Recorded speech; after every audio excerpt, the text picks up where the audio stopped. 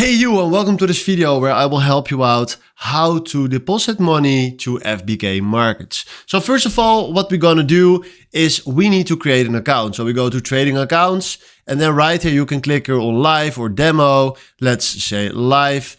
Then from now, do all these steps right here. So make sure that you do every single step correct. So like this, so we have all the settings that we needed. I don't create a new account because I already have one, but please click then on create account. And then after that, you will see this screen right here, this screen. If you go to trading accounts and then select your account. And then after that, you can click on deposit. And then he will send you to this page right here. So this is the account where we want to deposit money on. Click on that and then select here the amount. So let's say $100. And then you click here on complete deposit.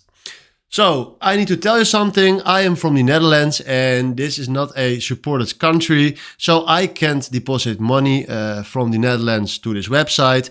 But when you have a country that is supported by OZO, you can do your deposit right here. So this is how you can deposit your money to FBK Markets. Hopefully this is the video where I was looking for. Thanks for watching and have a wonderful day. Ciao.